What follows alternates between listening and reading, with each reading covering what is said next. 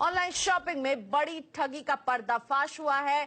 Flipkart, ShopClues और Snapdeal जैसी e commerce websites पर धड़ल्ले से नकली सामान की बिक्री हो रही है।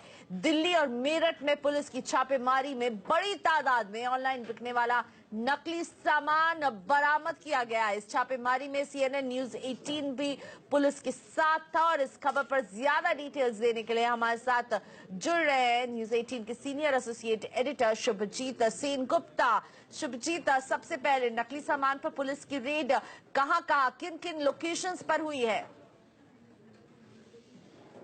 ये जो रेड्स हुई है वो काफी जगह में हुई है। दिल्ली के ओखला में हुआ है, कुछ रेड्स आपके मेरठ इलाके में हुई है। जो आखिरी जो सबसे बड़ी रेड थी वो मेरठ में कराई गई थी। उसमें जो हब होता है फेक ई रिटेलर्स की आसपास में स्पोर्ट्स गुड्स की अगर देखें तो सबसे ज्यादा होता है मेरठ के एरिया में। वहां पे रेड किया जाता है जहाँ हजारों लाखों की संख्या में उनके गोडाउन में फेक बॉल्स और फेक सारे सामान रखे हुए थे।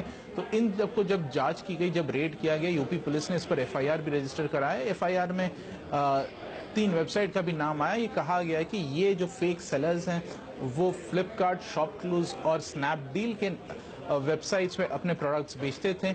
उनका वहां पे उनकी पैकेजिंग के साथ वहां से रेड टाइम पे मटेरियल रिकवर हुआ है और इसको मद्देनजर रखते हुए और भी कई जगहों पे रेड करने की बात चली है। मगर बात ये आती है कि ये रेड आया कहां से। ये इस तरह से आया कि ऑनलाइन में कुछ 6-8 महीने पहले देखा गया कि कुछ प्रोडक्ट्स जो हैं बहुत ज्यादा डिस्काउंट में बिक रही हैं। उस वक्त जो इसके चलते क्या हो रहा था, जो खरीदने के लिए ऑनलाइन कंज्यूमर थे वो इन ट्रेडर्स के पास जा रहे थे, ना कि जो ज्यादा पैसे में जो ओरिजिनल सेलर्स हैं उनके पास। तो ये देखते हुए ओरिजिनल सेलर्स ने कंप्लेन किया कंपनी के पास कि आप किसी और को ज्यादा डिस्काउंट दे रहे हैं। कंपनी ने कहा हमने तो किसी को डिस्काउंट दिया ही नहीं, तो ये कहां से बात आ रही है। तो इसको देखते हुए फिर उन्होंने इन्वेस्टिगेट कराया तो देखा कि ये धड़ल्ले से फेक प्रोडक्ट्स बिक रहे हैं और वेबसाइट्स उन पर उनको कहने पर भी वो लोग एक्शन नहीं ले रहे हैं। उसके बाद ये FIR तो ये रेड्स हुई और रेड के बाद अब FIR भी दर्ज हुआ है इन रिटेल सेलर्स के खिलाफ। शुभजीत, ये भी समझाइए कि आखिर किन प्लेटफॉर्म का इस्तेमाल किया जा रहा था? देखिए, अगर स्केल की बात करें तो लगभग हमारे जो इन्वेस्टिगेटर्स हैं उनका कहना है कि लगभग 50% जो स्पोर्ट्स खेलकूद के सामान मिलते हैं ऑनलाइन वो फेक लिस्टिंग होती है। मतलब अगर 100 प्रोडक्ट्स लिस्ट हो रहा है उसमें से 50 प्रोडक्ट फेक होता है। फेक या फिर काउंटरफिट से कहते हैं कि जिस कंपनी के कहते हैं उस कंपनी के होते नहीं है, लोकली मेड होते हैं लेकिन वो दूसरे नाम से बेचते हैं। अगर अपैरल्स या कपड़ों में देखा जाए तो 30 से 35% जो प्रोडक्ट आती है जो लिस्ट होती है वो फेक लिस्ट होती है।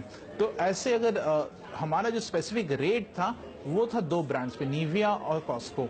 इन दोनों ब्रांड्स पर हमने जाके देखा कि हजारों लाखों की संख्या में फेक प्रोडक्ट्स बने हुए हैं।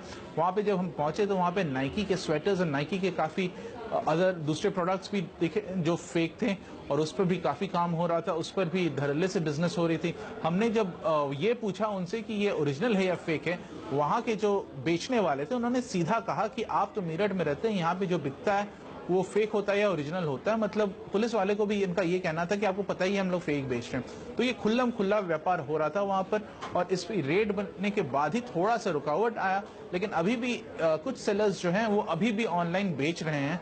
और क्या होता था पहले, ये जो लोकल लेवल पे होता था या फिर जो बिकते थे या फिर पालिका बाजार या ऐसे ऐसे बाजार में बिकते थे जहाँ पे लोगों को पता होता था कि वो फेक प्रोडक्ट्स ही होती है और सस्ते में खरीदने जाते थे।